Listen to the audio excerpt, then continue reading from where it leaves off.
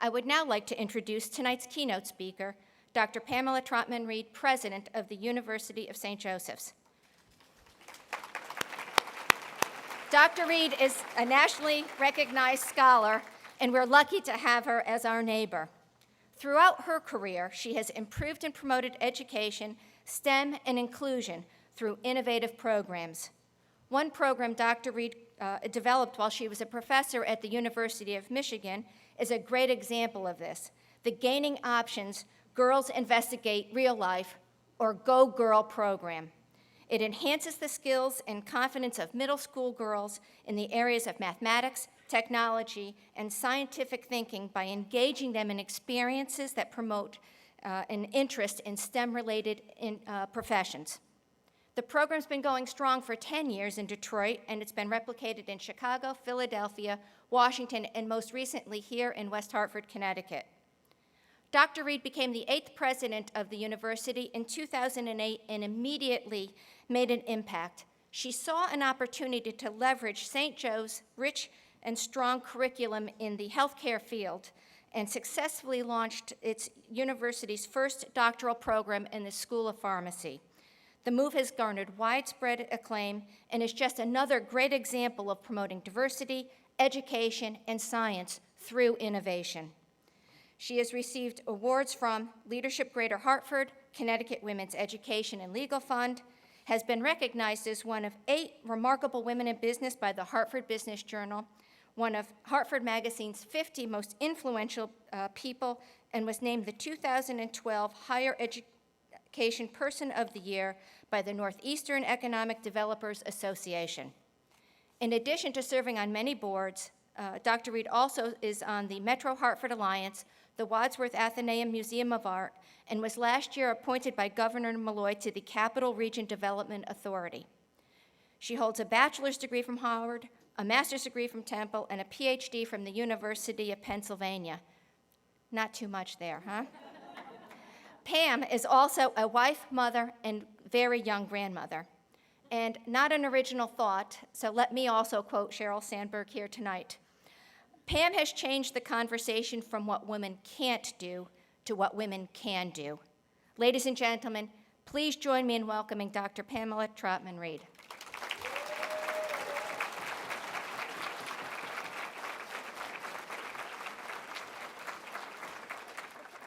Thank you so much, Beth. I think that was longer than my talk. Thank you so much. That was really a fantastic introduction, and thank you all for inviting me to speak to this amazing and impressive gathering of innovators. I mean, seriously, as I went around and spoke to a number of the finalists, I thought, why aren't they up here? Why am I here? It's amazing, and the young women, the students who are developing their careers. I had chemistry kits. I mean, who knew how to do some of these analysis that they're doing in high school? Let me start by thanking the Connecticut Technology Council and also the corporate supporters for this annual event. This is my very first time here, and I'm so impressed. But to honor the best and brightest women in science and technology is really incredible, and it's amazing how many women are here at the head of their fields and moving ahead in this little state of Connecticut.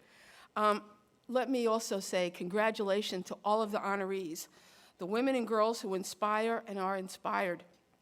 Honorees, your accomplishments stand apart and above. You are all incredibly deserving of the recognition you've received tonight. Absolutely. Biology teachers, chemistry professors, CEOs, architects, aerospace engineers, sustainable energy experts. This work is leading our nation to a better place, and I think making a better world. You know, I know that from afar, these winners look sort of superhuman, at least to me. In fact, each one seems to epitomize the words professional, woman. You are what the filmmakers a couple of years ago were trying to grasp when they had that movie that was titled, I Don't Know How She Does It. It's exactly what I thought as I was listening to the accomplishments. By the way, I'm guessing I was invited to be the speaker because no one told you about my first 2 years as a chemistry major. Okay, well, I'm not telling. I got seduced away by psychology, and if it was not, at least for the good of society, it certainly was for better grades. Tonight, I'm proud to be here to talk with you about innovation and leadership, and I was really impressed to see that each one of those awards of the finalists will get included, not just innovation, but leadership. You know, psychologists have pointed out how difficult it is to change perceptions, beliefs, or ideas of even one person. So how much harder must it be to lead or transform a team, a division, a company, or a community? I agree with Machiavelli, who basically said that changing a group or a culture is the most daunting feat that one can attempt. And yet, I think it was part of my challenge when I came to St. Joe's. When I came to the presidency almost 6 years ago, I wanted to be that transformational leader. I wanted to change the perception that because we at St. Joe's were small, that we should be content to think small and do small things. My vision was that I could take my institution from good to great, that St. Joe's would be recognized throughout the community for its strengths in the sciences, healthcare, and education, but even more for the quality of our graduates, women, and also some men, who could lead with integrity and intelligence. I started my position in January 2008. If you recall, not the best of financial times to start a new undertaking. Oh, some people, yeah, that calls for silence, right? And in February, the very next month, I proposed to start a school of pharmacy, because I'm a very fast listener. My faculty and staff actually gasped at the idea. I won't tell you what the trustees said, because my board chair is over here. But then everyone said, can we do that? It was a game changer. Not just because it brought us students from around the country. We now are getting students in our School of Pharmacy from California to Maine, Texas to Florida, even Alaska. And 95% of St. Joe's students typically are right here from Connecticut. But not only did we bring students from all around, but we also garnered the attention of people across the state. I located our school in Downtown Hartford, an investment that is paying off as our faculty expertise and the student contributions from across the university, not just pharmacy, are gaining more and more recognition and acclaim. But you know, I'm saying that we changed the game at St. Joe's, but all of tonight's honorees are also game changers. You have each developed ideas, products, or processes that have moved your organization to a better place. So what might we have in common as leaders? Well, I think we have the 3 Ps: people, position, and power. First, people. This is a key attribute of a leader. He or she must have followers. There's an old African proverb that says, a person who thinks he or she is leading but has no followers is only taking a walk. You know, I actually realized this when I was just a little girl. My very best friend, my very first best friend, Sheila Muldowney, lived down the street. I grew up in Brooklyn, New York, and we used to play all these different kinds of games together. And I think because I was the oldest in my family, I was used to being bossy, and she was the youngest in her family, so she was used to being bossed, the perfect follower. So every so often I'd say, Sheila, let's have a club. I'll be president, you can be vice president. Or we'd play our favorite game. You know, this is before iPads and things like that, and I'm so sorry. So the younger people have to ask people at your table, who's the Lone Ranger? Because I would say, I'll be the Lone Ranger, and you be Tonto. So, you know, okay, that wasn't exactly transformative, but, you know, you get the idea. A leader has to have a follower, all right? All right, people. Position. The key to being a leader can be having a title. Chair of a committee, director, president, clearly conveys a leadership role.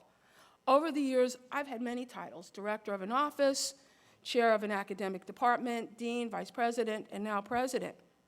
But look around and you'll notice that there are those who are thought of as leaders at work, maybe, or in your neighborhood, who have no title. So the title's not sufficient or necessary, but it does help. And the third P, power. And this is one that many women are not comfortable with. But leadership is about power. Using, sharing, and understanding power, which is really that something that helps a leader to influence others, enables the leaders to get people to do something that they would not do on their own. That's what leadership is about. So transformative leaders have people, position, and power. But notice, I didn't include any personal traits.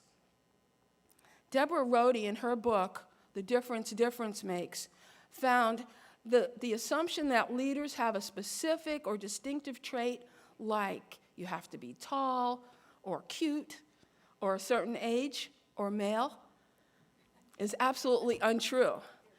In fact, she suggests that success as a leader comes from recognizing and taking advantage of unique situations. For example, when I was a professor at the City University of New York, I had an opportunity for an administrative position reporting to the president, in part because her first choice, a man, turned her down. I accepted the position and surprised the president and others in how I was able to grow the divisions that reported to me. Why were they surprised? Because they had not really seen me as a leader. The truth is that women are still often constrained by how others perceive us. There is still the belief that women may not have the characteristics that leaders need. Many of us, and women included, still hold on to stereotypes. We do not seem to expect women to be leaders, and women often do not expect themselves to be leaders. So here's Sheryl Sandberg again. The new CEO of Facebook has been criticized for saying something just along those lines. And it amazes me, the negative reactions. I haven't read the book yet, but I've just read about people being negative to the book.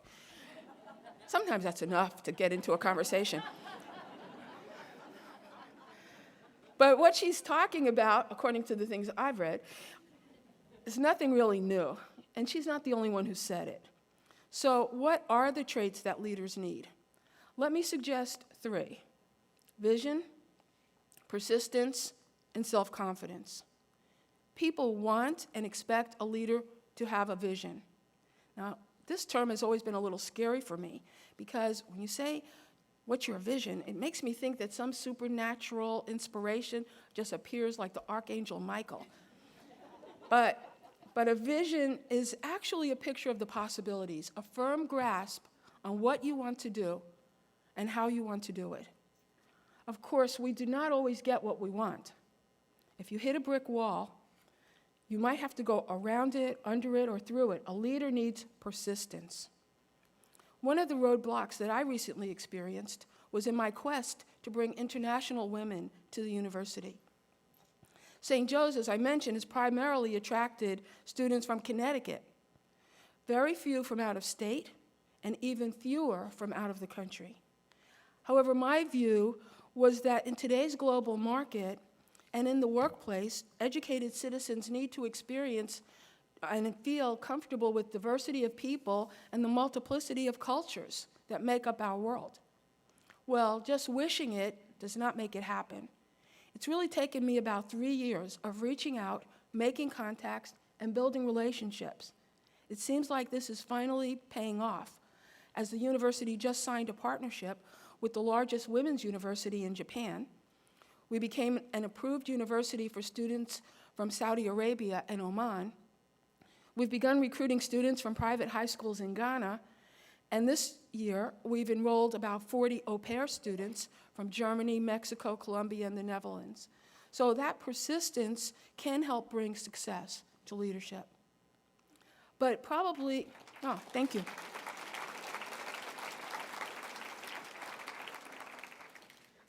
Come by.